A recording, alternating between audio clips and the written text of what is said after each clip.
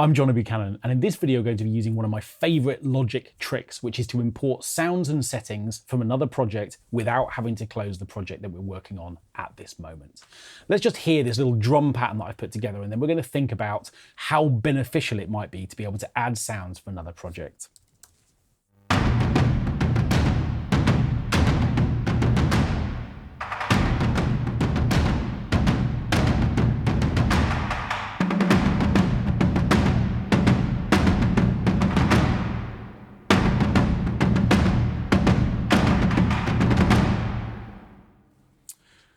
Okay, so I've got this kind of quite tribal, soundtracky collection of really big drums, and the first thing I'm thinking is it'd be really nice to write some strings for this project. Now, of course, what I could do would be to go through and set up all of those strings individually. The way that I write string parts is that I set up separate instruments for first and second violins, for violas, for cellos and double basses. And then, of course, maybe what I want to do is to set up EQs on those sounds to make sure that the sounds are exactly what I want them to be. And then maybe I want to think about putting them in a track stack so that more effects can be added to the whole string ensemble at once. And that's fine. I can do all of that every single time I open a project if I want to, but it takes a long time. If I know that I've used those settings in another project, not just the samples, but the instruments and the effects that are being used on those tracks, it would be much quicker for me to import them from that other project. So how do I do that? Up in the top right-hand corner, I have this set of buttons, and this one is called the browser. It's up in the top right-hand corner. It's the last button. And if I press that, what I'm in a position to do is to go and see a whole range of browser options for this project. Now, normally, when it opens by default and I can see the project settings, this would be where I would see a list of audio tracks that were being used or audio files that were being used within this project. But at the moment there aren't any because of course I've just got one MIDI region. What I actually want to do is to come over here to all files, and this is where I can start browsing. And I'm in a position to access any folder on my computer. Here is the home button up at the top, which is showing me the folders that are available here to start with. I can also just dive into here and actually go and find individual hard drives if I know where my project is. But the project that I've got in mind is actually on the desktop of my computer. So I'm going to go there, and here is a set of sounds within a project that I've used elsewhere that I know contains the string settings that I'm interested in trying to import into this project. So having found the Logic project, what I can then do is to double click it. And what I'll then see is all of the individual tracks that exist within that project. I'm actually going to make this a little bit larger, so I can just scroll across here to the left so we can see these categories a little larger. So here are the strings. What I want to do firstly is to bring in these instruments. And I can see that the way that I had them arranged is as I described a moment ago. Not only are those instruments existing within Logic on their own tracks, they've actually been arranged into a track stack, and I can import that now as well. So the first option I have available is, do I want to bring in the content? So not just the instruments themselves, but the notes that they're playing. Well, it's highly likely that I'm not going to want to bring in exactly the same string arrangement that I used in that other project. But for now, we will import it. It'll be easy enough to delete that if we want to in a little while. So I'm just checking the boxes for the content. Remember, that's the MIDI notes. Okay, next thing I need to do is to say, right, which plugins do I want to bring in the plugins that are playing those sounds? Well, yeah, that's the reason I've come here in the first place. I do definitely want the plugins. And what I'm going to do this time isn't just to import the plugins for the instruments themselves, which of course are going to be these 5 boxes, but I'm also going to bring in the plugins for the track stack as well, which means that any effects that I've got on that stack are going to be imported along with the project. And I'm also going to add the auxiliary sends. There's a reverb, I think, on the track stack, which all those strings are going into, and I want that to be imported as well. And lastly, what I'm going to do is to import the I/O settings. In other words, the in and out channel assignments for all of those sounds. Well, why am I doing that? Well, remember, in order for a track stack to be created, all of those separate individual string parts are going to be routed or sent through to the track stack. And if I don't import the I/O settings, whilst the strings will come into the project, they won't be routed into that track stack. So I need to just make sure that I'm going to bring those settings in as well. So having checked all of the boxes that are relevant in this particular context, I can even bring in automation if I want to, over here on the right-hand side, but I'm not going to worry about that now. What I can do is to press Add. And what's going to happen straight away is that Logic's going to say, okay, By the way, some of the choices that you've made include bringing in these effects. Are you happy for me to do that? And I absolutely am. I'm going to make sure that I press the Add All button, which is just here. So when I click this option, Logic is going to bring in those settings. And what I now get is the track stack from that other project. I can see it's here. It's called Short Strings.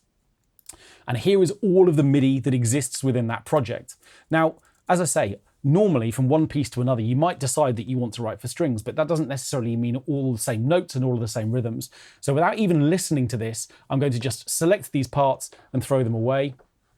And we're then in a position to kind of just get rid of those parts, and then we can think about creating new ones from scratch. So what I've now got is each individual instrument is being routed through the plugin that I want to have play it. I can see that its I/O settings as well are being sent through to an auxiliary bus, which is the auxiliary bus for this track stack. And sure enough, I've got the EQ and the other plugins that I want on top of this track stack to make sure that my strings sound exactly as I want them to be. And I've even got an auxiliary send, which is sending these sounds through to the reverb that I want them to go to. So I should now be in a position to start thinking about writing a string part for each of these separate instruments. So here are my violas, and I've got to have my second violins here. So we can start thinking about adding some strings. Let's do that now.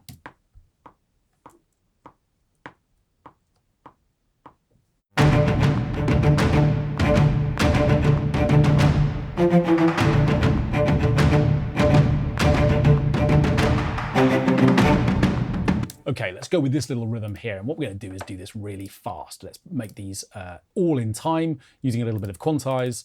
And let's just sort out that little mistake at the end. We don't need that note.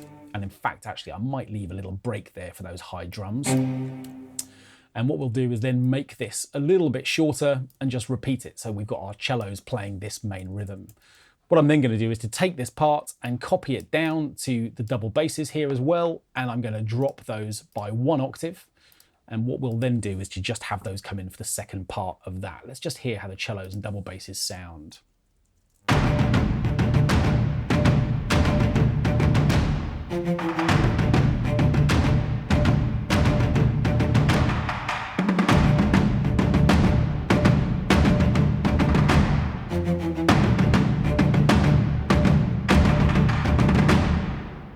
Okay, that's a nice start. What we're then going to do is to, again, copy this part up to here for the violas. But what I want these to do is to track a little bit higher. So we'll select these parts, select all of those notes, and I'm going to use Shift, Option, and arrow up, and they'll jump up 1 octave.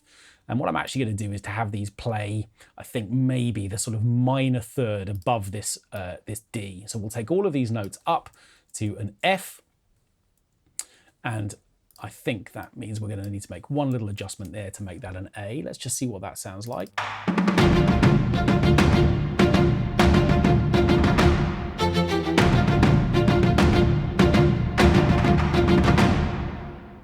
Okay, that's working quite nicely. So let's just also create a second violin part. We'll keep this really simple for now. I'm just going to have this play the D above on every other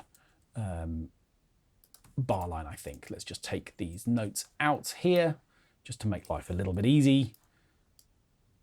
And we'll just copy that across to there and see what that sounds like. And in fact, actually, let's put the same part on the first violins as well, just for a little bit of unison.